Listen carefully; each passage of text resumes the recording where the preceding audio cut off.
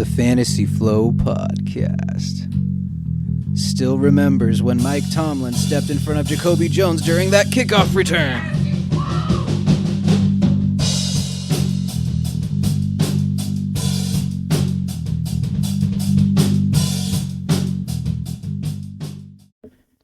Hey, welcome to the Fantasy Flow Podcast.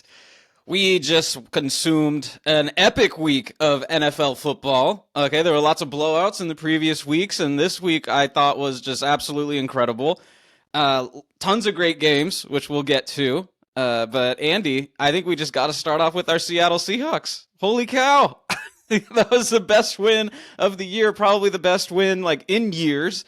Andy, what was your reaction to the utter blowout that the Seahawks just dropped on the Washington Commanders? Oh, it's always a little nervous when your team is on prime time. Everyone's watching them. Sure. It's an away game, but man, Seattle on the road, it does not matter. This team is unstoppable, man. Like, wow. Like offense clicking, defense clicking, special teams clicking, everything just boom, boom. Like I heard today on the McAfee show, one of the guys was like, where is their weakness? And I started thinking about it. Yeah, where is our weakness? Yeah, man, that's a good question. I've never seen a game that felt like it was over so early. Like it was like near the end of the second quarter, and I was just like, it's over. And I can't believe it. Like Sam Darnold, he completed 21 of 24 passes for over 300 yards and 4 touchdowns. He didn't throw an incomplete pass until the third quarter. Like it was like everything the Seahawks wanted to do, they did, and they did successfully. It was absolutely insane, and I just love the way that we went about it. Like you and I talked about how like the tight ends were the weakness for the Commanders. We had 2 tight ends score a touchdown.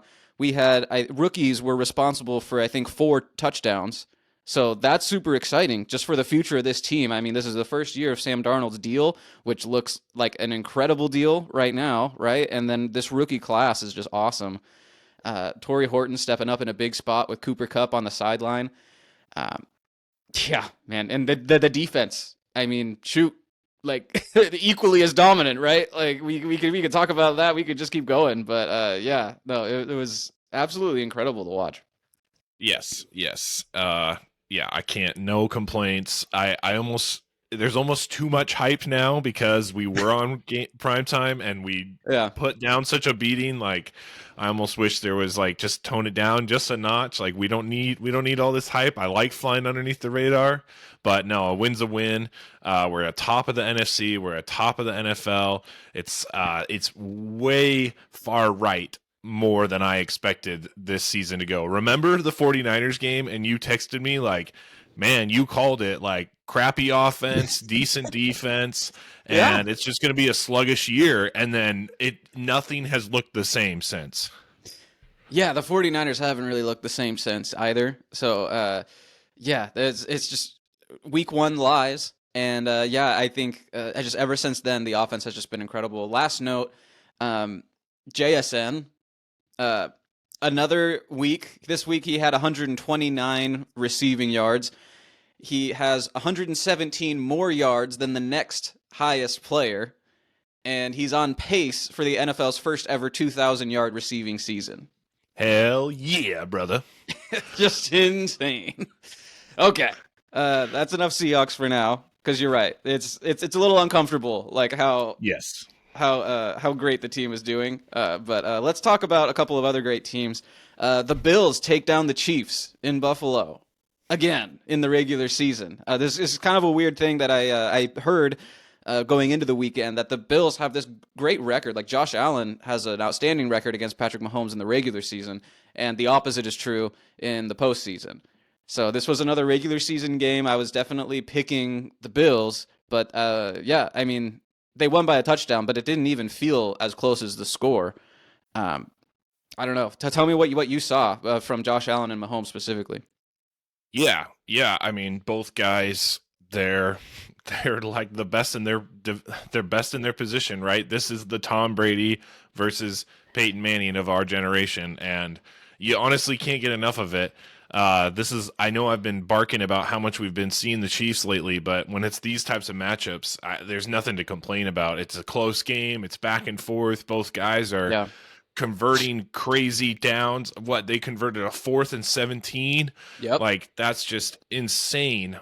Josh Allen rushing touchdowns, James Cooks to ice the game.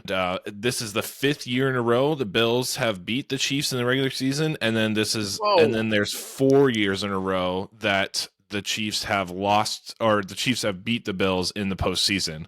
So this could be 5 for 5 that's again. Insane. That would suck for the Bills. Yeah, tell me about it, dude.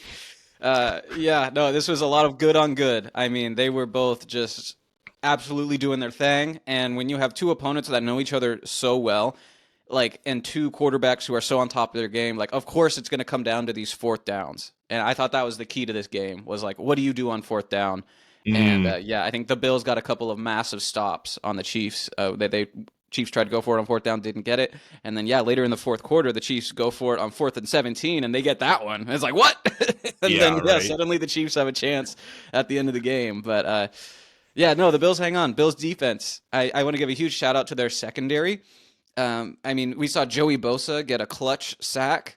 Who knew that guy was still healthy and around? I mean, of the two Bosa brothers, like, that's the one who can't stay healthy, and he's the one who's now making huge plays for one of the top teams in the league. But he was making plays, and then the secondary, they managed to cover and tackle without fouling against, like, the best of the best. So that was a huge sign of improvement for that team. A little scary. Thank goodness the Seahawks aren't in the AFC. That's all I have to say. Right. Yeah, I mean, they finally shut down Rashee Rice. They didn't let Worthy get going. There was a little bit of a run game with Kansas City, but not too much. Overall, they just had a great scheme, and they executed. I think that's a really understated statement of just, like, you can have the best coaches, you can have the best ideas going into the game, but if you can't execute that game plan, it's kind of meaningless. Yeah, speaking of game plans, I don't know what the Pittsburgh Steelers cooked up against Daniel Jones, but that was, like, the craziest, most surprising result, I think, of the whole season. Like, we've had upsets, just kind of stupid, like, whoa, that's crazy, that bad team beat that good team. But just, like, from a narrative standpoint, like, I was talking so much crap about the Steelers last week, and then they come out and they force 6 turnovers, and Daniel Jones specifically turned the ball over 5 times. So this just totally blows up both narratives of, like, the Steelers aren't for real, and, like, the Colts and Daniel Jones are, like, the number one. It's like, I don't even know what happens now. Like what do we do? Yeah, that's a good question. I mean, this is kind of what everyone's been waiting for, in my opinion, is to see the Colts, like, fall off. Like, they really can't be that good, and now there's ammunition for that conversation, which I don't really personally like. I still think they're the best team in the NFL. I think there's very few teams that could beat them in the right spot, and the Steelers, like you said, found the formula. And I think they got a big talking to from Mike Tomlin, from the coaching staff, from the previous couple games about how this is the highest paid defense. Where the hell are you guys? Why do you guys just disappear halfway through the game? And they weren't letting that happen, especially at home. Yeah, that's a good point. That's always a tough environment, one of the toughest. I think a lot of people are kind of taking little victory laps, saying, oh, yeah, here it goes, Daniel Jones. I told you he was going to turn back into a pumpkin. And, yeah, I'm with you. Like, it's way too early for that. We've seen so much greatness from this offense. And, yeah, this was just a horrible game. Like, 6 turnovers. Like, you're not going to win the game if you commit 6 turnovers. Right. So, like, that's all it was. Tip of the cap to the Steelers. I'm not saying it's fluky. I'm not saying it's not fluky. I have no idea what to take away from this. But yeah, that was just that was a wild game. Daniel Jones was terrible, and Jonathan Taylor, just game script wise, just didn't really get a chance to get into a groove. But yeah, no, it definitely opens some things up in the AFC. The seeding is going to change, and bummer for the Ravens and the Bengals. Who, that division, that AFC North, was starting to look a little bit more vulnerable. Yeah. The Steelers, I mean, they lost to the Bengals, they lose to the Packers, and then they beat the best team in the NFL. They beat the Colts, right? So this Steelers team we're still trying to figure them out. I think what shows a great team, and this is really annoying because I'm looking at not the box scores, but I'm looking at each quarter score. I think the great teams find a way to score every quarter, even if it's just 3 points. And the Steelers, they went 0, 17, 0, 10, right? So they're not executing on all cylinders, especially the offense. I like how the talking heads this week are saying, "Oh, the offense, Aaron Rodgers, he looks so good." It's like, dude, he's just handing the ball off. He's not making and then he has a defense that can create 6 turnovers. Like, what is he doing that's so magical at this point? No, yeah, I know. I started Rodgers in one of my fantasy leagues, so yeah, I know that they didn't win the game because of him. So, right. Yeah, no, I'm with you. I don't think the Steelers are suddenly launched into like a contender tier, but yeah, it was very cool to see.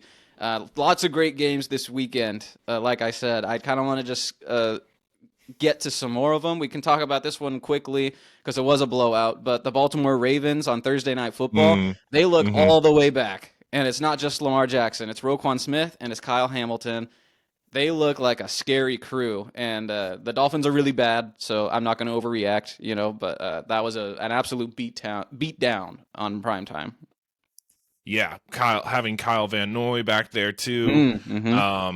Yeah, also just some of the Miami play calling was really in the Ravens' favor. Like that weird out route for Devon Achane against Kyle Hamilton, like a wide receiver route for a running back. I know Achane's talented, but in that situation, that's just such a weird play call. It just, why make it more complicated? But yeah, the Ravens, I mean, I called it weeks ago that they weren't going to make the playoffs. I'm kind of still standing on all toes on that one, standing on 10 toes. But it's good to see the Ravens get some wins. Yeah. We maybe we can make some sort of little side bet. We'll see. Okay, I like it. Let's talk about another one that was not a blowout. It was a close game right down to the wire, to the last second, and the Carolina Panthers, your Carolina Panthers, pull out a huge W. They go into Green Bay and come out with a win. First team to do that all season. It's just absolutely nuts. I know the Packers lost Tucker Kraft, but that only explains a little bit of it. I mean, Rico Dowdle looked like the best player on the field with the ball in his hands. Like, he just looked different. I don't know what to say. He looks like a top 5 running back. Yeah. Yeah, and he even cost his team a point. Did you hear about this? No, I didn't. Oh, no. Okay, well, the Hingle McCringleberry, Key and Peele with, the touchdown celebration. Yes. Yeah, so Rico Dowdle scores his second touchdown, and he's in the end zone, and he does the one pump with the hip thrust, and then he does 2 pumps, and then he calls it good, and then he high-fives with his teammates. But the ref still throws the flag. Oh, what? Bro, have you not seen the sketch? Does that penalty, it's a 15-yard assessed on the extra point. And because of the wind in Green Bay and the direction they were going in that quarter, he was kicking suddenly a 48-yard extra point into the wind, and he misses it. Oh, wow. So, wow. Yeah, I didn't know that. That's crazy. Wild. Yeah. Yeah. I mean, the Packers, they're kind of like the Steelers. I know they just played each other, but they're very similar in my mind. Kind of crappy quarterback play, really good defense, but so inconsistent, and they don't really have I know they have DK with the Steelers, but neither team really has that dominant player on offense. And they lose Tucker Kraft, obviously. That was their dominant player. So, I don't really trust the Packers moving forward, to be quite honest. That's totally fair. No, it's totally a Jordan Love thing. I think yes, he's the most up and down spike week quarterback, and we used to call those guys gunslingers, and nowadays I feel that's slightly less tolerated in today's NFL. It's you gotta be consistent. If you can't figure it out, then the coach basically just has to coach around you. Like they're not. I mean, maybe the Packers just have no choice but to just ride the highs and lows with Jordan Love right now. But like, yeah, that's not a long-term recipe for success. I mean, clearly they can't even take care of business against the Panthers. So the Broncos outlast the Texans. Okay, this was the low-scoring, hard-fought, defensive battle that everyone thought it would be. Yeah. And the Broncos came through for me. I totally called this game, and I'm not bragging because there was a lot of games this week that I didn't call. But this one, I said that it was going to be close, but the Broncos are going to find a way to come out on top. And they did. They were 1-point underdogs, and now they improved to 7-2. So it's just, I don't know, man. I don't know what to make of this Broncos team. Are they as good as their record? Dude, this is what we said going into the season. They were what, 1-6 in one-score games, and now they're like, they showed the little image during the game. Now they're like, oh, they did. Okay, 6-2 or something in one-score games. Like this is what you and me talked about going into the season. Yeah. Is if they can switch that, even go 50-50 on their one-score games, this team is scary. And look at that. They're winning their one-score games now versus losing all of them. I think that's the difference maker. Is you get another year with Bo Nix, you get another year in the system with Sean Payton. You add some weapons, obviously, with R.J. Harvey. I mean, he's really coming alive for this team. Yeah. They didn't even need Evan Ingram. They didn't even need Sutton. The defense, they went and acquired just like 2 or 3 guys on the defense, and it has just changed this thing tenfold. Yeah, I mean, it's just they built a great team, and we're seeing the product of that. 6 wins in a row. Just like the next team that we're going to talk about, the New England Patriots, winners of 6 in a row, thanks to a missed extra point. Speaking of missed extra points, by backup field goal kicker Tony Parker Romo, whatever his name is. For the Falcons, Drake London scores 3 touchdowns, but it's not enough. And man, yeah, the Patriots find a way to squeak by the feisty Atlanta Falcons.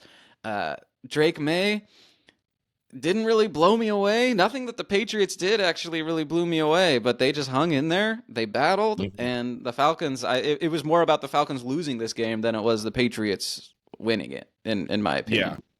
Yeah. I mean, look at the Patriots and look at the Packers. They both have a lot of depth at wide receiver. They both have great tight ends. They both have some running backs that you get excited about, but nobody that you say, wow, this guy can beat pretty much anybody on the field. But the difference is execution at the quarterback spot, and that's what Drake May is doing. He's finding Pop Douglas. Booty gets hurt. It doesn't matter. He's finding Stephon Diggs.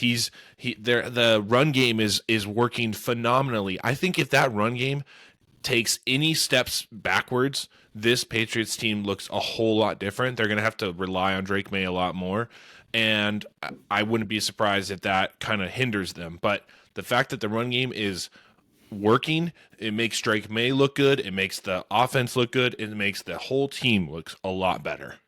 Yeah, shout out Terrell Jennings. I think I shouted him out last week, but yeah, that I started him in a dynasty league where I'm blowing up my team, right? And I'm just trying to find any replacement I can, and he scored a touchdown, which is crazy. But speaking of running games, man, Bijan Robinson, rushing yards the last 3 weeks, 40, 25, and 46.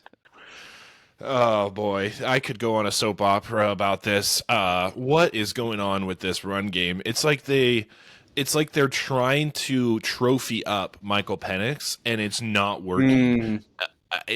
They're just trying to like prove that he was a good draft pick, that he is our future. And it's, where is Bijan in all this? Like, is the defense is it the play call so obvious that the defense is reading where he's going and what he's going to do so well? Or are they just abandoning the run? I think it's abandoning the run and abandoning Bijan in that way. He hasn't even gotten 15 carries in any of those last 3 games. Yeah. So, yeah, that's not allowed. He's not having any explosive plays, but they're not using him like they ought to either. I mean, every NFL fan knows that he's one of the top backs in the league. So, yeah, it's like that's one of the best things you can do for a young quarterback is to have just a rock star running game. But anyways, yeah, I feel like we've exhausted that. I want to move on to another incredibly close game with another quarterback in that same draft class. J.J. McCarthy comes back. Wow. Okay, I knew he was healthy. Okay, they're trying to lie to us. But when they have no other choice, they finally put him back in the game, and he rewards them with a victory in Detroit, who was previously undefeated at home. Who saw this coming? Like, not me. Nobody. Yeah. No. We thought Minnesota was washed. We thought this is an easy win. We thought this team, probably beatable on most weeks. That's how I looked at it going into this game, and he shut everybody up, man. I mean, what an impressive outing. The box score says it's a 3-point win, but man, it felt like a 10 to 14 point win, honestly. Yeah, to your point earlier, both of these teams scored in every single quarter. So yes. it was very close, very well balanced. But yeah, the Vikings, they got out to an early lead. They scored 14 points in the first quarter. And shout out to the Vikings defense. I mean, everyone's talking about J.J. McCarthy, but the Vikings defense looked tough. They looked healthy. 5 sacks against Jared Goff. And Jahmyr Gibbs was a no-show. Kind of like a little bit of Bijan going on. I know you got a lot of Gibbs, so yeah. Yeah, I got Gibbs in really important spots, and that was very frustrating. So yeah. Yeah, I just think that's just a ton of credit to the Vikings defense. And I agree. Man, yeah, I mean, I would have been considering them for our team elimination challenge this week had they not. Oh, wow! I hadn't even thought about that. Wow, that's crazy. That's a crazy take. But they're a whole new team now with the new quarterback. No, they are. It's like, oh my god. Okay, yes. As of this week, they are a whole new team. What I like to think about is like, can you do this again? And guess who? I'm pretty sure they have the Ravens next week, and they do. And so you beat the Detroit Lions, and then you beat the Lamar Jackson Ravens. Now you're in the conversation of this team is a whole new team. Dude, yeah, we'll get to it. But like, I am so excited for that game. Ooh, baby. Oh, baby. Purple on purple. Let's go. Right, yeah. It's going to be the most purple football game. And one of the most interesting games. I mean, honestly, because of how badly both of these teams need to win. Like, the Ravens put themselves in a massive hole.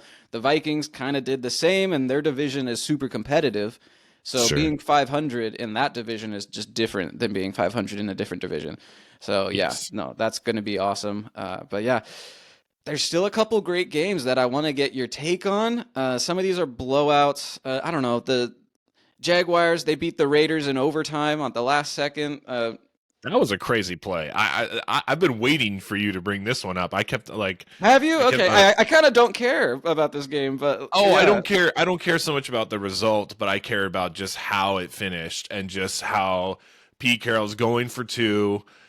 He just needs a extra point to tie and go to overtime, or no, it's tie and get a tie for the tie. Excuse me, and he goes for 2, and then the ball gets swatted at the line on a wide open play. Geno had been slinging it to Brock the entire game, and then the one time it matters the most, they fail, and it's just the most classic Raiders Geno Smith type of thing ever in my mind.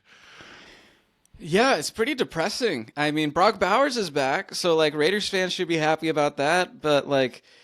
And I don't know, you probably, if you're a real Raiders fan, like, do you even want this team to win? Like, no, you don't. You're probably right. But I mean, man, yeah, that was a heartbreaking way to lose. Yes. And it was just, that is so Geno Smith. Just it's so Geno Smith, and it honestly, the Jaguars deserve to lose this game. Like I didn't felt like they were powerful enough at all. Like it seemed like Geno was just picking them apart, but yet they stayed in it time and time again. The Jaguars are so fraudulent, dude. They're 5-3, 5-3. And they're in a wild card spot, and right now the Chiefs are on the outside looking in still because they lost again. Right. So that's wild. But the last game that I think is worth talking about, and just for fun, not because it means anything, but the Bears-Bengals, where 89 points were scored. Jeez. That was nuts. Kyle Monangai comes in 26 carries. I mean, like, Bijan Robinson gets 12 carries. Kyle Monangai gets 26 for 176 yards. Caleb Williams is going crazy. DJ Moore has 0 receiving touchdowns, but don't worry, he has a rushing touchdown and a passing touchdown. Just so much craziness going on in this game. And of course, Joe Flacco, he throws for 4 touchdowns, but also 2 interceptions just to balance it out. Almost 500 yards he threw for on a hurt whatever. Like, he was hurt going into the game, and he throws for almost 500 yards. Like, the most true veteran move you've ever seen right there. Yeah. He was like being non-committal as to whether or not he's going to actually start. What was that, like Thursday, Friday? He was like, I'll probably get in there. I just need an extra hour of sleep. I'll probably be good. Oh my gosh. Yeah. And then kind of similar to the Jags Raiders, it's like, well, the team with the winning record won and the team with the losing record lost at the end of the day. So yeah, it was almost absolutely nuts. But now it's just like, okay, well, the Bears are right there on the playoff bubble, and the Bengals are now like, are they too far out of it despite these crazy Joe Flacco performances? Probably at this point they probably are.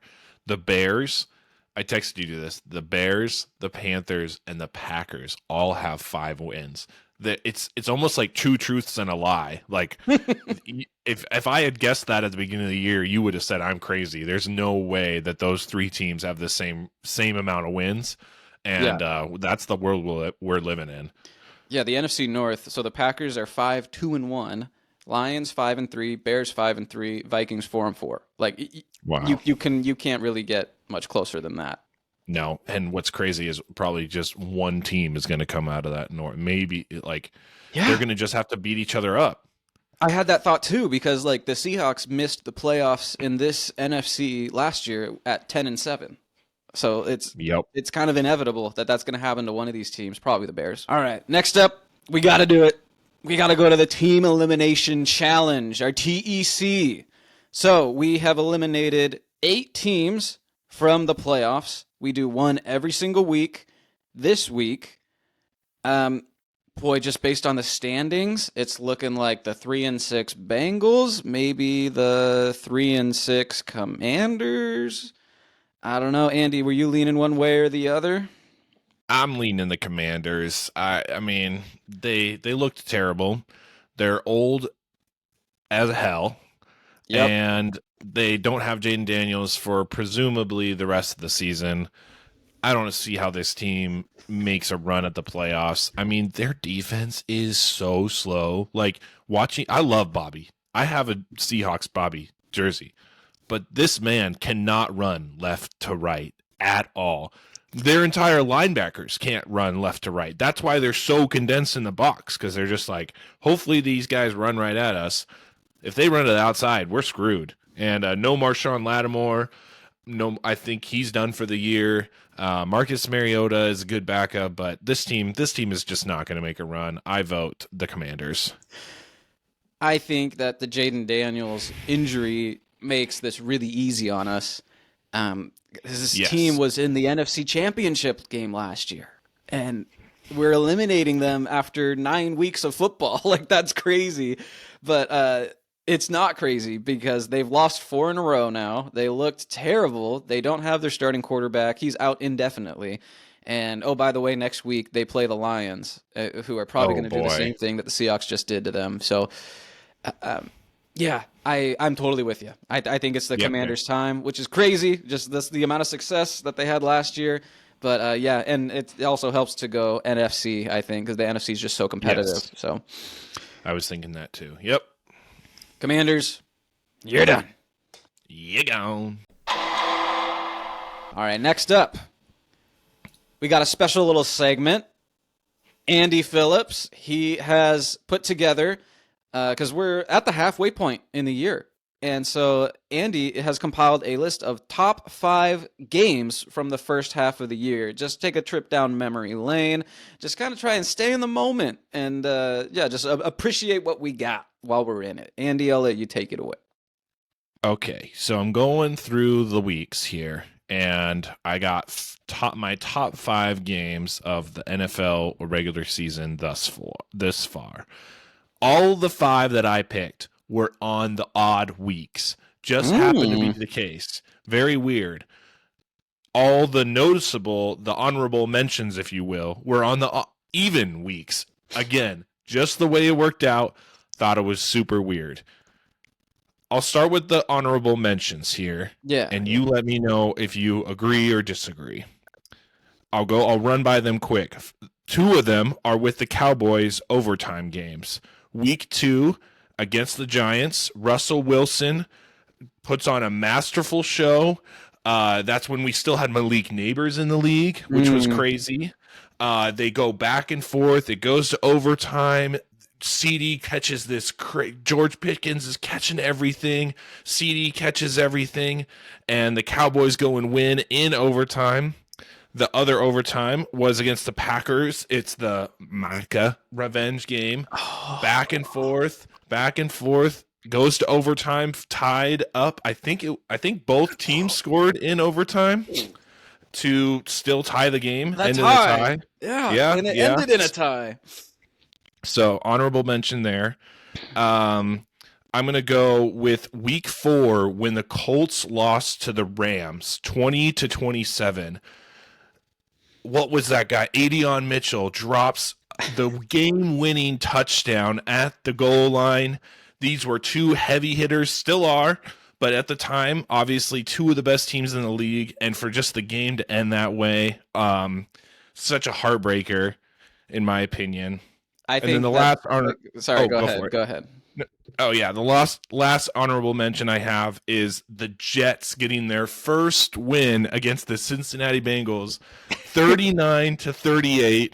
Cincy puts up 38 points and they still lose. The Jets score like 14 or no, they scored like 16 points in a matter of 3 to 4 minutes or something like that. That was in week 8. That was just got to throw in the Jets in there, and the way they won was just ridiculous. That game was nuts. That was a ton of fun. I loved the Justin Fields of it all, the emotion, getting their first win. There's so much that I love about football was in that game, and then the other side of it too. Just great storylines. That I like that one a lot. So, but I'm excited to hear your top 5. The other 3, I think, are appropriately in the honorable mention because the Cowboys Giants. I feel sad about Russell Wilson, and the Cowboys won the game, which that makes it worse. And then the Cowboys Packers with the whole Micah of it all. Yeah, that's incredible. That was incredible. The fact that it ended in a tie. I just hate ties, so that brings it down. So I think that's a good honorable mention. And then. What was the third one? The Colts Rams, the Adion Mitchell drop. Yeah, I mean it's a good close game between 2 great teams, but was it a great game? I don't know. Yeah, it probably wasn't. But I looked at the results as if the Colts win that game, which they should have. What is the outcome of the standings now? That was, in my opinion, even though it was an AFC versus an NFC, that was such a game changer in this overall standings. The Seahawks would be alone in first place. Well, yeah, I tried not to look at it in that lens too much, but yes, I do agree. All right, let's hear the top 5. Okay, my number 5 game. We've already mentioned it. It happened this very week. I gotta go with the Bears and Cincy. I mean, the onside kick hits the guy's toe. And the announcers are like, oh, it didn't go 10 yards. It didn't go 10 yards. And I'm screaming at the TV, but it is his damn shoe. Doesn't that count? And sure enough, it freaking does count. And since he gets it back, scores again. I remember when they showed on Red Zone the Noah Fant touchdown, I was like, oh, wait, they're only a touchdown away. And it's pretty, it's 2.5 minutes or 2 minutes. crazier things than happened. And sure enough, they get the ball on the onside. They score again, take the lead, and then Caleb Williams throws a dot to Colson Loveland, does a nice little whoop spin move, get off me, runs for the touchdown. I mean, I don't care about either of these teams, but I was hyped for this game. It got me so excited. So I threw that at number 5. Yeah, the first play was a kick return for a touchdown.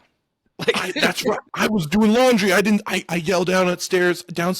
I go, Marissa, who was that? She goes, Jones who? Exactly. I forgot about that. That's so true. Yes, you knew it was going to be epic when that's the very first play of the game. Exactly. Number 4, Rams 26, Eagles 33 in week 3. The Rams and Eagles, going at it. The arguably the NFC Championship game last year in the playoffs, rematch time, 2 heavy hitters. Rams back and forth. Devontae Adams, we're seeing him come to life, and sure enough, the Rams just need to kick a field goal to win the game. But guess what happens? The Eagles block the field goal. Not only do they block the field goal, they destroy all the bettors by running the blocked field goal to the end zone, covering the spread, destroying all the Rams' hopes and dreams, and it's in Philly. What a crazy way to end the game. Yeah, dude. This game was awesome because the couple games before it had been like all Saquon and no A.J. Brown, no Devonta Smith, no passing game. And people were like, well, the Eagles are winning, but they're not winning in this way. And then the Rams jump out to an early lead, and so the Eagles are like, all right, fine, we'll play this game. And so then they're slinging it back and forth, and it is just an awesome game. And then, yeah, for it to end like that, I mean, it depends on how you feel about the Eagles, I guess. But yeah, as Seahawks fans, we were thrilled that the Rams were taking an L there. So yeah, that was very exciting from start to finish. Number 3, speaking of the Seahawks, Bucks 38, Seahawks 35, week 5 in Seattle. I remember the first half. You were there. Yep. It was dreadful. It was awful. It was very low scoring. It was like, what is going to happen here? Second half, I mean, every possession from both teams, touchdown. It was just nonstop shooting around the football. And then the way that it ends is heartbreaking for Seahawks, but the crazy part is it just bounces off the ball, bounces off a defender from the Bucks, and it gets intercepted by Levante David. It's in perfect field goal range for the Bucks. All they need to do is basically run like 10 yards, and they have an automatic field goal to win the game. I mean, it just really showed the power of both these teams in full display, and I got to give it to just the amazing offensive talent on both sides of the ball, on both teams in the second half. Yeah, Emeka Egbuka was crazy. I mean, JSN was crazy. You're not wrong, but yeah, just watching it live and just not knowing. I mean, I knew who he was, but I didn't know he was like that. And so just to see him just cook the Seahawks defense, which has been outstanding in like every other game this year, just get absolutely shredded by him and Baker was really, it was cool to watch. Even as a Seahawks fan, I was like, wow. Yeah.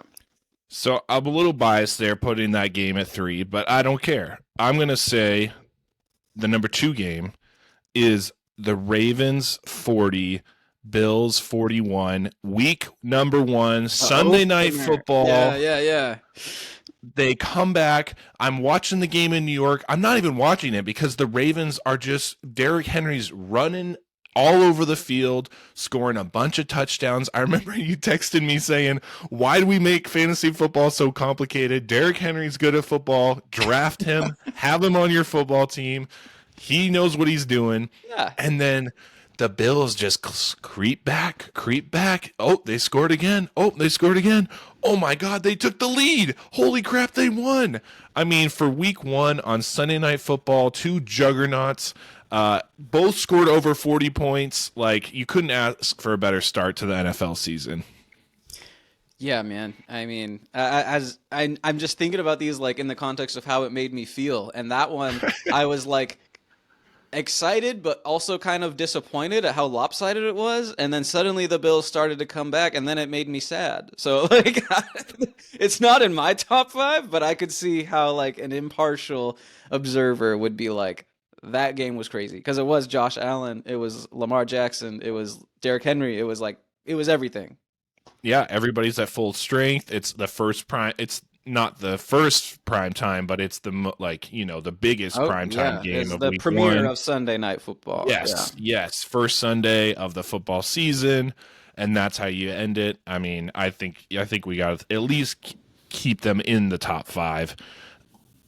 The number 1 game, we've mentioned it before.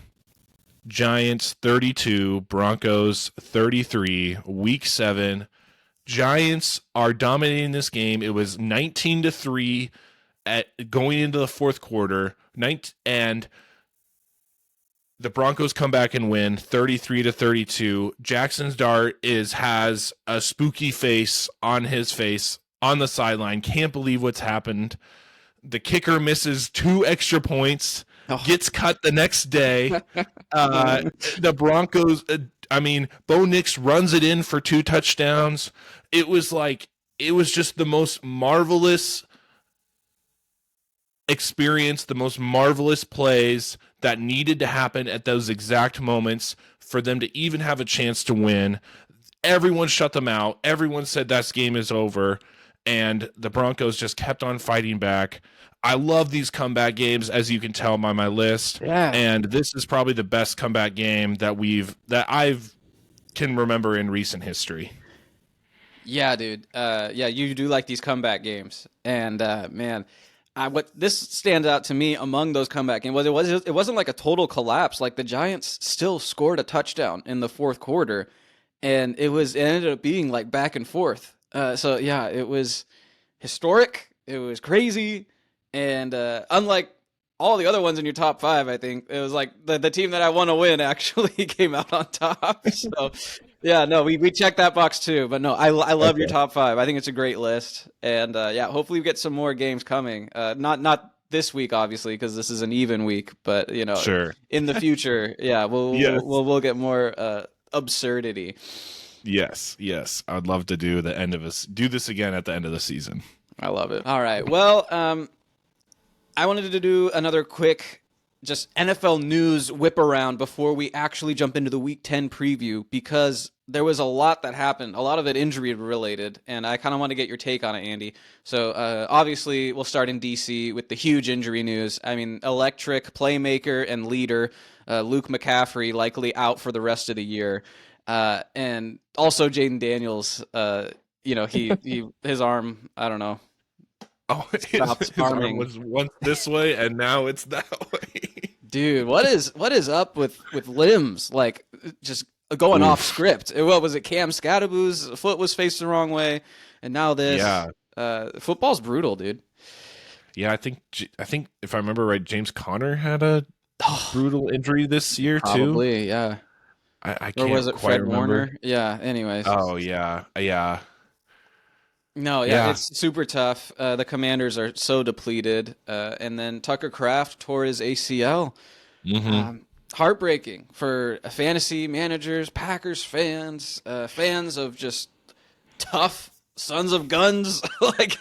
It's almost a Cam Scadabo level of like, oh, come on, like. Yeah. Oh yeah. It definitely hit you in the gut. Honestly, I think the Packers are okay. They got Jaden Reed hopefully coming back. They got Luke Musgrave. I know Tucker Kraft is the best tight end probably, with like getting separation and like breaking tackles. But they're probably going to be okay. But the Commanders, they're not going to be okay. This was right. Honestly, there's 2 things I took away from that.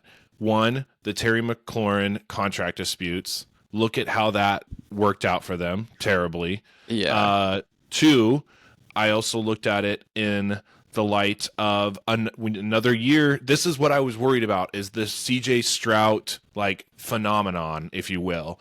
The such a high level of expectations because they delivered so well the very first year that it's nearly impossible to meet those same expectations the next year when everybody has tape on you, when you don't really go get when you really don't change up the scheme that much. Your defensive players are another year older. You went and got older players in free agency like Laramie Tunsil that wasn't available that game. You kept Bobby, Frankie Louvu. Like, these are older guys. Like, these are, you know, you get Lattimore. Like, these are old guys that are going to be more injury prone. And sure enough, that's exactly what happened. And the cherry on top is that your star quarterback is probably done for the year.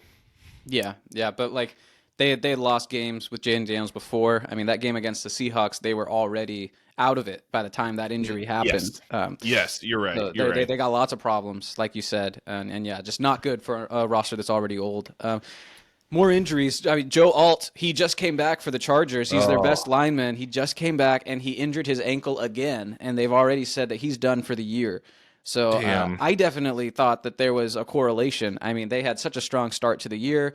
They beat the Chiefs near the beginning of the year. Just really came out just guns blazing, and they undefeated in their own division. And then they lost Joe Alt, and it was like, oh, okay, well, maybe they're not for real. And then he comes back, and it's like, oh, maybe they are for real. Like, even though they've lost all these running backs, Kamani Vidal is like killing it, and you're like, wow, they're back. And now with Joe Alt back out of the lineup, I don't know what to make of the Chargers again. So I think that's going to be massive. But yeah, we'll see. And then Kayshon Boutte hurt his hammy, Andy. So he's going to be out for probably a couple weeks. We don't have a firm timetable on that, but yeah, that's going to be huge because I think the Patriots got some big games coming up. I think did they play the Bills this week? Ooh, I don't know for sure, but no, they play the Bucks. Oh, that's right. That's going to be a fun game, in my opinion. Oh yeah, give me Stephon Diggs, man. Give me all of Stephon Diggs now with Boutte out. They're not going to have many other choices besides him, and where's Hunter Henry disappeared to on that team, in my opinion? Geez, that's a great question. But yeah, so with I think a couple of guys from Eastern Washington are going to have to step up. Either it's going to be Kyle Williams, the rookie from Wazoo, or it's going to be our boy Efton Chisholm from Eastern Washington University. He's hanging around on the roster. He's returning kicks. So I'm looking for one of those guys to step up and make a play. But yeah, I do love Stephon Diggs. Scored touchdowns back-to-back weeks. And then final news item that I wanted to bring up, there's been a lot of trades. There's been so much trade talk, and I kind of hate it at this point because none of it's like actionable. None of it's tangible. All the news is just like, oh, we're open to trades, or we're considering trading, or we're not considering trading this guy. And it's like none of it's real, and the deadline is tomorrow as of this recording. And so far, only one trade of worth has actually taken place in my mind. And the Dolphins, they traded away a nice young defensive edge rusher named Jalen Phillips to the Eagles in exchange for a third-round pick. And now, Andy, the third-round pick that the Dolphins are getting back is the Eagles' third-round pick. And the Eagles are fine parting with that third-round pick because, as you may remember, last year, they traded away their own edge rusher named Hassan Reddick to the Jets for the Jets' 2026 third-round pick. So don't worry, the Eagles still have a third-round pick, and it might be like the first pick of the third round. Wow, yeah. And oh, by the way, the Dolphins are still paying most of Jalen Phillips' contract for this year. No way. I didn't know that. Oh, wow. Yeah, I'm such a Jalen Phillips fan. Last name, where's my favorite number? He's from Miami. It's comes from he was so productive in Miami, the University of Miami, and I worry about his injury health. I'm trying to look up how he's healthy right now. But yeah, that's been the story with him. That's why he's kind of available for trade. That's why they didn't give him another contract. So his contract's running out. They didn't give him another contract because he's missed so many games due to injury. But he's healthy right now, and he's ready to help the Eagles repeat as champions. So he was just a kind of a perfect trade from both from both sides. But yeah, it's just crazy that the Eagles can add a young pass rusher, and they still have a nice third round pick, and they're not even paying that much more. So that's just right. How And if they want to re-sign him, they can. If they want to just let him go after this year, they can. Like, it's such the Eagles' way of doing things, and it's so funny how Miami fires their GM just to make sure that a trade happens within their organization. Yeah, that's crazy. Yeah, they named an interim backup GM. He comes in and he like trades away this like hometown hero. Like this is a couple days in. All right, let's move on to the Week 10 preview. Andy, I've kind of poo-pooed the schedule the last few weeks, and I was dead wrong last week. Last week delivered. There were some great games, but this week, dude, I'm going to break it down by time window and just tell you what I'm going to be watching, okay? Okay. And we already talked Ravens-Vikings, okay? So there's that too. But the morning window, we have the 7-2 Patriots going up against the 6-2 Buccaneers. Ooh, boy howdy. Talk about two guys that are in a lot of MVP conversations. Just two absolutely hot teams. And that's just the appetizer, dude. Like, that's just the morning window, because then we get into the 1 o'clock window for us on the West Coast, dominated by the NFC West. The Seahawks play the Cardinals. I will be there. Boots on the ground, and I will be able to report on another dominant victory by the Seahawks, knock on wood. But while we're playing, the Rams and 49ers face off. So it's like a win-win for us Seahawks, because one of those teams is going to lose. Last time, this would have been an interesting game to consider for your top five, because the Rams and 49ers already played this year, and this was that Mac Jones epic comeback. So yes. Yeah, I'm excited for that in the 1:30 window. And then Sunday Night Football, Steelers-Chargers. Two AFC teams in the playoffs, if the season were to end today. This is just a huge matchup between two teams that I don't really know what to do with. The Steelers just pulled that crazy 6 turnover, upset against the Colts, and then the Chargers, like I said, they lost Joe Alt, and the Titans really gave him a game this week. So it's like, what are you? Show me. Monday Night Football, Eagles-Packers. Ooh, need I say more? That's a heater. Yeah, that's a heater. It's like the Eagles kind of have taken an L, and they haven't even played yet. Where'd they go? You go away for a bye week and you kind of forget that they exist, and now we get to see them hopefully full strength. AJ Brown, hopefully he gets back on the field and shows who he is on primetime. Like, that would be really cool storyline. I'm working my way backwards here. Steelers, Chargers. I think I didn't really answer, like, what do the Chargers look like now without Joe Alt. I think they look like putting on the cape for Justin Herbert. He needs to be Superman week in and week out. He needs to be the Josh Allen-esque of himself, because the run game is probably not going to be there, and he's going to be running for his life a lot in this game, in my opinion. Yeah, you're Rams, probably right. 49ers. Mm-hmm. Hell yeah, brother. Hell yeah. Where's Brock Purdy? Doesn't matter. Right. Where's Ricky Pearsall? Doesn't matter for the 49ers. We get Puka, we get Devontae Adams.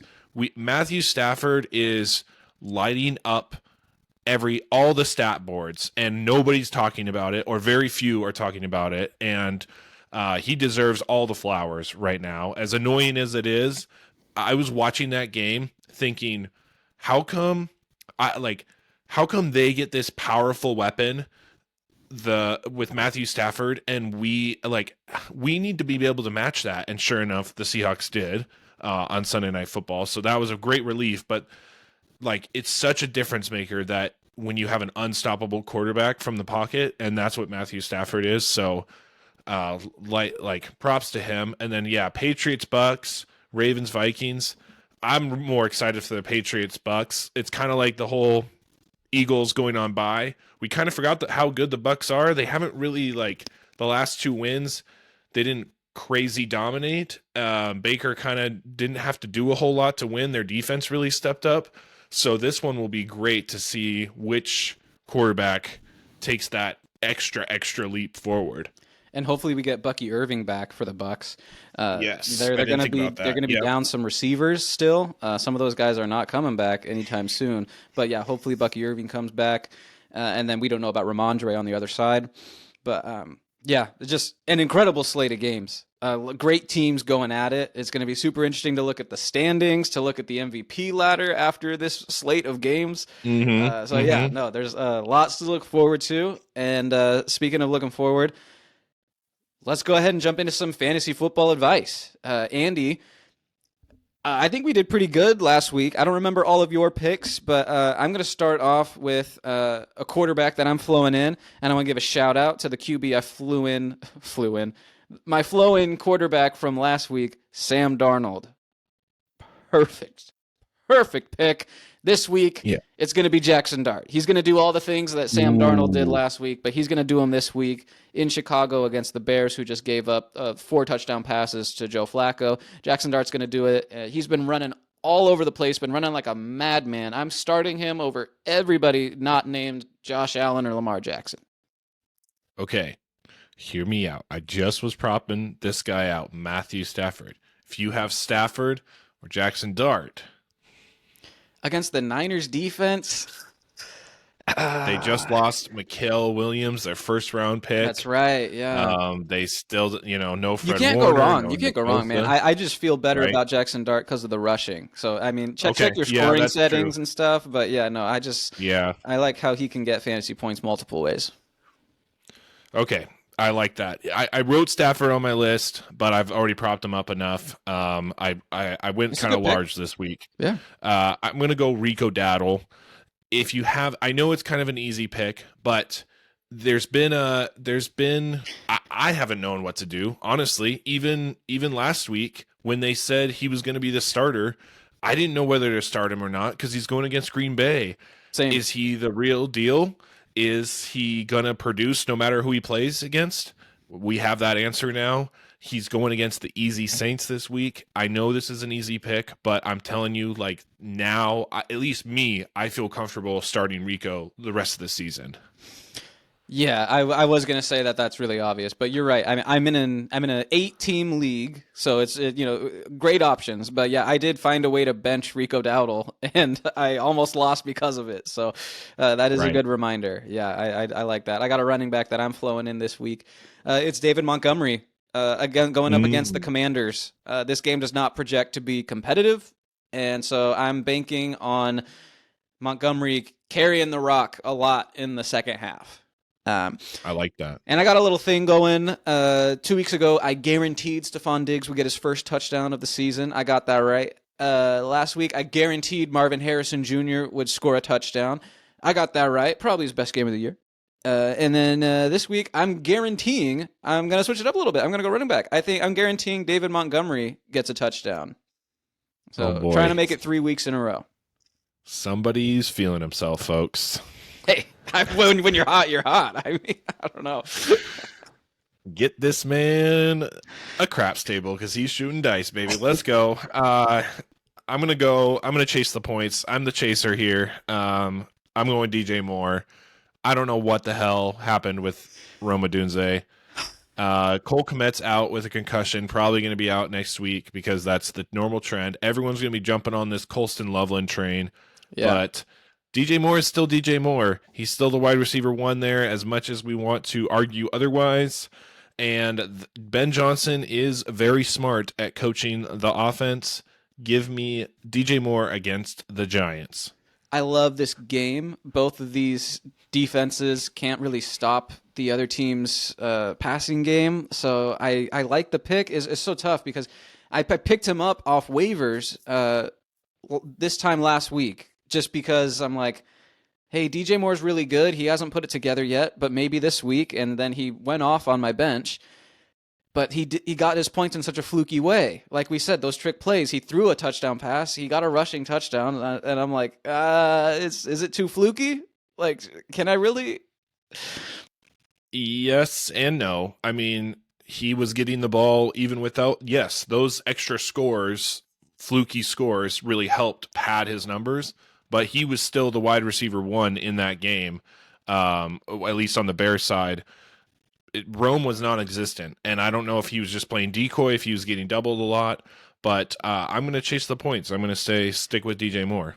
Yeah, you're probably right. He's still got 72 receiving yards, which is pretty nice. Yeah, so, and a decent amount of catches. Yep. I got a wide receiver in the same game, but different team. I'm going with Wan'Dale Robinson. Wow. I got the stack. I got Jackson Dart, and I think he's going to be thrown to Wan'Dale Robinson. He had 11 targets this last week. You got to love that. I think he's going to do a little bit more with all that volume this week against a vulnerable Bears secondary. So sure, I think you can do a lot worse than Wan'Dale Robinson if you're in a pinch. I'm going to go with Dalton Kincaid. I know, again, this is kind of like the Rico thing. Like, it's an easy pick, but did you start him against the Chiefs? Did you know he was going to be available? Did you remind yourself that, oh, yeah, I have Dalton Kincaid on my bench or on my team in general? Do I start him? It's against the Chiefs. Probably not. You got punished for it. Stick with Kincaid. He is the focal point of this offense. Josh Allen himself has said that on the mic to reporters. This offense flows through Kincaid. I think that's a perfect fit for the flow in part of our segment here. Yeah, the Dolphins just gave up 2 touchdowns to Mark Andrews. So yes, Lord knows what Kincaid can do against the Dolphins. Exactly. If you're flowing players into your lineup, you got to flow players out. And one of the players that I'm flowing out of my lineup, it's Daniel Jones. And I'm not trying to like overreact and say you can't start him anymore because he had one bad game, but the Falcons are just a tough opponent for quarterbacks, and he is coming off a bad game, and I'm thinking maybe if there's another option out there, I'm totally willing to bench him for this week, and then after this week you have the bye, so like maybe just kind of give yourself a week off from the Daniel Jones experience. I switched Daniel Jones out in all of my leagues, I think, right before game time, and the other options weren't that great anyways. They didn't turn out that great, but I was patting myself on the back when I saw a bunch of those interceptions and fumbles, and good for you. I was like, oh boy. Yeah, that was a quick little play, but man, yeah, he's a hard one to bench because he's like guaranteeing you 14, 15 points, just enough to make you feel bad that you're not starting him, but at the same time, you're not excited about starting him. Not a must bench, but no. Yeah, that's a good one. I'm going to go with another spicy one. I'm going to say Baker Mayfield here. Going against the Patriots. Like I said, the last couple games, he hasn't had to do a whole lot. We just saw Baker get dropped in our engineering league. I mean, this is You're not wrong. I mean, from week 1, you would have never guessed that he's taken a decline, but that's fantasy football. They're still a great team, but now they got Bucky coming back. They're going to still use the run game. Their wide receivers, except for Mbuka, aren't that crazy. We'll see about Chris Godwin. I'm scared to start Baker this week if I have him, and I'm going to try to avoid it. It's really tough because his top options, I mean, you have Mbuka, of course, and then it's like Tez Johnson, Cade Otton. Right. You start to run out of names real quick. It's hard to imagine him really going off. But man, yeah, I don't know. That Patriots secondary just gave up 3 touchdowns to Drake London. So yeah, that's true. We'll see. That's true. The next player I'm flowing out of my lineup, if I can afford to do so, it's running back Breece Hall versus the Browns. Oh my gosh. I know. I'm going top shelf. Like, look, yeah, you are. My flow in, flow outs are a little spicy usually. Sometimes it gets me in trouble, but here's my reasoning for Breece Hall. He had, last time we saw him, he had a phenomenal game against the Bengals. But the Bengals front, their defensive front, is like the opposite of the Browns' defensive front. Mm-hmm. You're talking about Myles Garrett. You're talking about that, what's his name? He was in the Travis Hunter trade that they like settled for this guy who looks like he's going to be an absolute rock in the middle of their defensive line for years. I can't think of his name right now either. Well, that's because he's a defensive tackle, Andy. Neither one of us can remember his name, but they've been doing work, and the Browns are in these games, in games that they ought not be in, and the Jets. I just don't like it. And plus, the Jets are getting some receivers back healthy, hopefully this week. So it's not going to be just Breece Hall. Yeah, I don't love the situation. Yeah, I don't love Justin Fields in this situation either. Honestly, it's a really good defense. I mean, their offense isn't, the Browns' offense isn't going to do anything, but that defense could sack Justin Fields. Myles Garrett could get another 5 sacks by himself, and that scares me. As dynamic as Justin Fields is running the football, this is a defense that I'm betting the under on this. It's a 36.5 point under. And I'm following their trend on that one. So he's kind of on my list too. I'm gonna say Trey Benson as well. This guy, we just saw the Arizona Cardinals use both running backs. Trey Benson is expected to come back next week. I would be nervous to start him, seeing how they just used all their different running backs, and they're going against Seattle. With that crazy front, no, I don't want any Arizona running backs in this game. Yeah, I was just gonna suggest that we just expand that to the whole Cardinals backfield. Yeah, probably a good call. Last player that I'm flowing out of my lineup, I'm gonna go with Keenan Allen. He had a hot start to the year, but he's really cooled off. 3 of the last 4 weeks, he's scored single-digit fantasy points. They're going up against the Steelers this week, which on paper looks like a good matchup, but they just absolutely wrecked Daniel Jones and that Colts offense. I'm a little worried. I'm worried about Joe Alt, and I'm worried that there's not going to be enough to go around based on snap percentage and things like that. The fact that Keenan Allen's an older gentleman, I think maybe he's starting to slow down. They're not using him as much, using him kind of in spots. Maybe he gets lucky and gets a touchdown, but I'm worried about the Steelers versus the Chargers situation, and I think he could be the odd man out. That's a good point. I would much rather start QJ or Ladd McConkey than Keenan Allen. You bring up a good point about his age and his wear and tear and conditioning. If you've ever seen his shoulder before, that might scare you away from him. So, he's got like a bone sticking out like this far away from his body. Oh yeah, dude. Yeah, look up a bust shot of Keenan Allen, and you just see this pointy thing coming out. Pause. Yeah.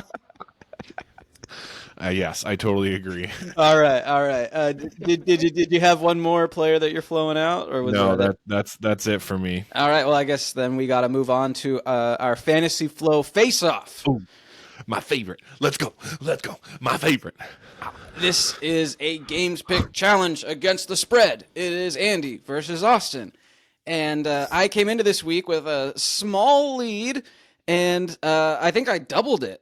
Now I'm up by 2 games because I went 2-1 this last week, and Andy, you went 1-2 last week.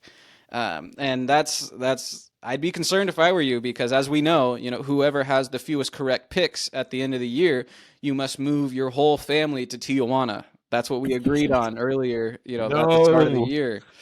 No, not my dogs. Let's, yeah. You don't want to know what they do to dogs in Tijuana, Andy. Not my dogs. As a show, so obviously last week we went 500 combined, but as a show, the last 4 weeks we're right around 60%. And interesting trend. I picked the Colts 3 weeks in a row, and then Andy, you picked the Colts last week, and they let you down. Just crazy stuff. But man, I think I picked first last week, so I'll let you do the honors. It's my turn to snap the paper. All right. I've been hyping this guy up. I might as well just buy him a freaking jersey of myself, send him a picture of myself, send him a postcard. Give me the Rams -3.5 against the 49ers. Wow. Okay, so you're picking against the 49ers back-to-back weeks. Amen, brother.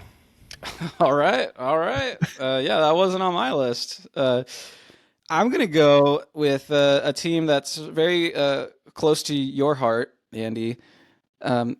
with the intention of hurting you. I'm going to take the Carolina Panthers minus 5.5 against the Saints. They're at home, and they're not even favored by a whole touchdown against one of the worst teams in football. I know it's like a divisional game, but come on, give me the Panthers to win by at least 6. Yep. No, that's a good choice. I'm going to go with my drama sipping the tea team, Philadelphia Eagles. I don't know how they're not favored. It says Green Bay minus 2.5. I'm picking the Eagles plus 2.5 against Green Bay. Tucker Kraft's gone. Jordan Love's inconsistent, and Jalen Hurts and the Eagles are coming off a bye. That makes no sense to me. I totally agree. That was the next one on my list. Nice. Okay, I'm torn between two. They're very similar. Uh-oh. Don't pick that one now.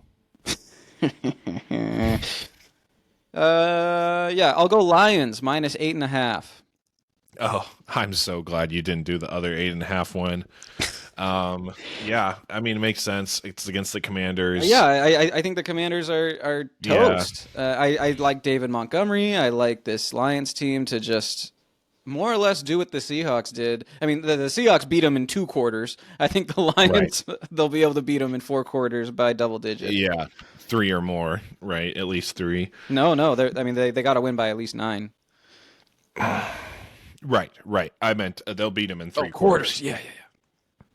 Of course. I'm going to go with the other 8.5 spread. I'm glad you went the NFC one. I'm going to pick the AFC one. Bills over the Dolphins. Dolphins are nothing, and the Bills know how to score a lot of points. Give me the Bills 8.5 versus the Dolphins. I'm looking at 9.5 for that game.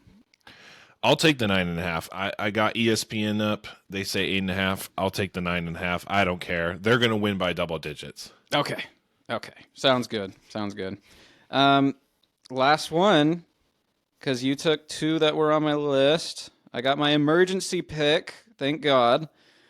I'm going to do something that I haven't done since week 1, Andy. It worked out in week 1.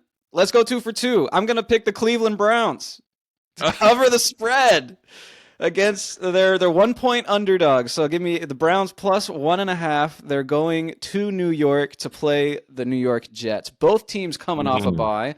I don't know. I just think the Jets are really sad. I think the Browns are competitive on defense, and they can do enough on offense to win. They just activated Cedric Tillman off of the IR. They opened his practice window at least. We're not sure if he's going to play, but I think the Browns defense might just win them the game by themselves.